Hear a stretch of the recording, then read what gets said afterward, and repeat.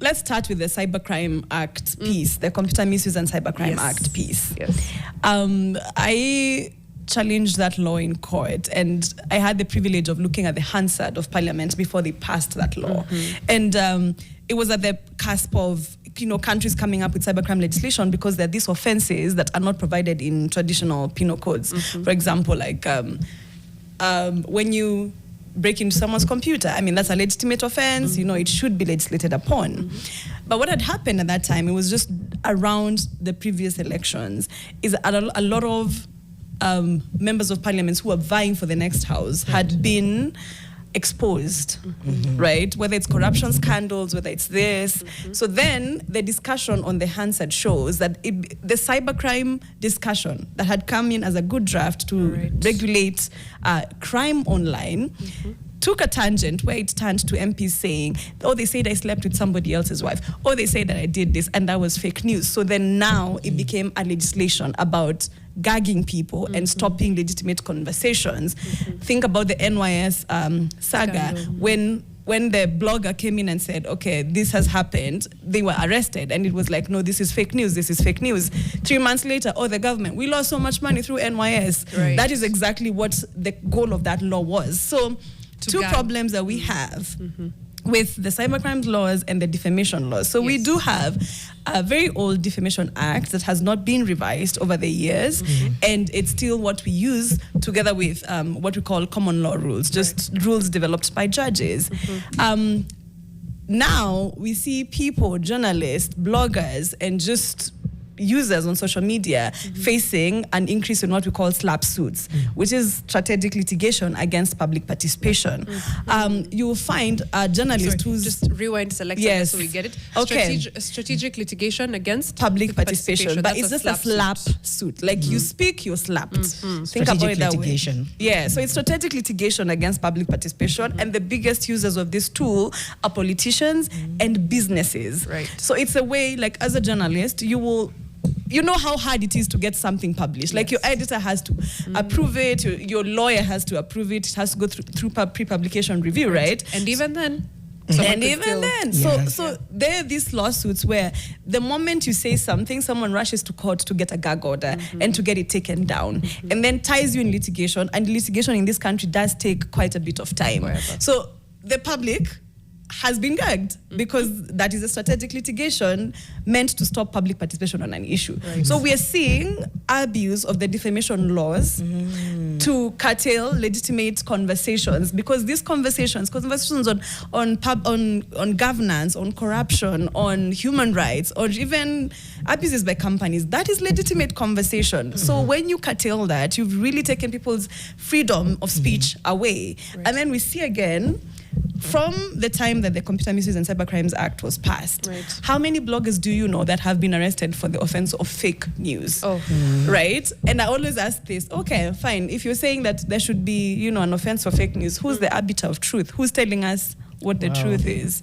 So like between the two of you, who is in the middle saying this is the truth? Is it the judge? Is the judge going to do a fact finding and find that? And it's good that the Bloggers Association of Kenya actually took that law to court earlier on, and I represent them in that case. And one of the things I remember they asked me is, how many people are actually going to get jailed for this? Not arrested. Actually go through the process and get jailed.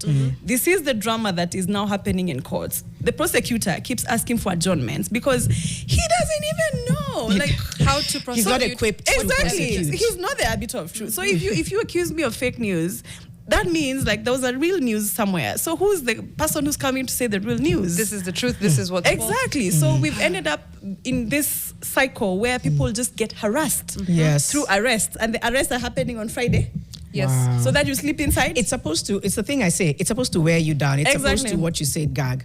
Every week, at least every week, there's a different politician or public figure calling for the regulation of social media. If it wasn't the COTU chair last week, the week before it was a certain PS or CS, regulation of social media. Is this what you're speaking to? It's very vague. Is there any way that they have a right to say that? Like, where do they get to cross the line, and where are they within their rights? So this is the thing that I find the most shocking. What is so different about how we express ourselves now and how we used to express ourselves is just the medium. But the expression remains the same. I like to give this example of, I'm sure I'm just going to butcher the name, just outside, I think, the county offices, there used to be like a kamukunji that people would just stand there and people would be sharing the most ridiculous. Bunge la Wananchi? I don't know whether it was Bunge. No, I don't think it was Bunge la Wananchi. It was just some weird, like, yeah. And it used to happen a lot. Yeah. And in every village, you'd find the equivalent where someone, the most, knowledgeable person would stand and address a crowd and say the most ridiculous thing, and it would just, you would listen and be like, oh my God, this person is saying these things, and nothing would happen to that. And then again, it's a magnifying effect. What they're feeling right now is the effect. If I said something, whether it's critiquing governance to a crowd of 10 people, it would be negligible, right? But if I say that to an audience of 1 million, and that's what the internet gives us the power to do, is to amplify our messaging, right? If I say that to 1 million people, then perhaps I even change 900,000 people's minds.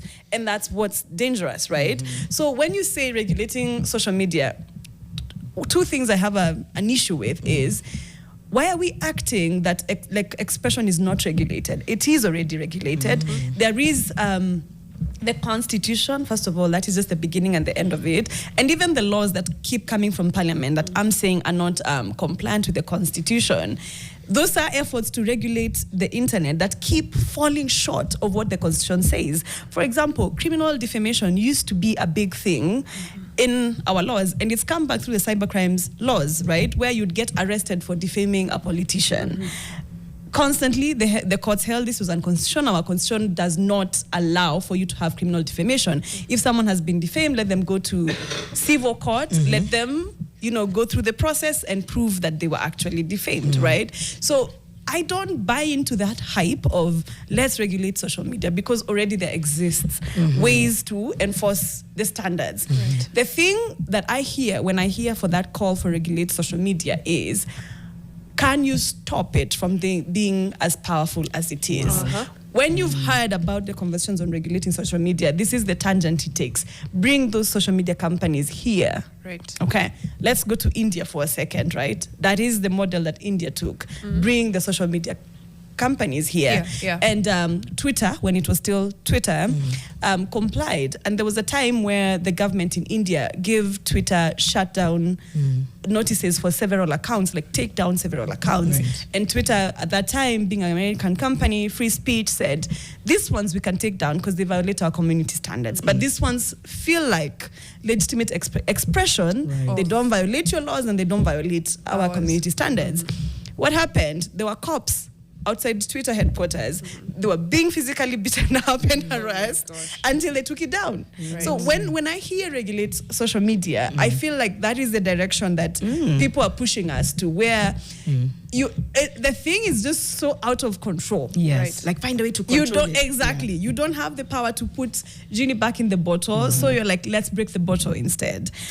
But I mean, other countries have tried. Even with the internet shutdowns, still people are able to access the internet. That's the beauty of it. It's not a thing that can be regulated because nobody can answer the question, who owns the internet? Where's the kill switch?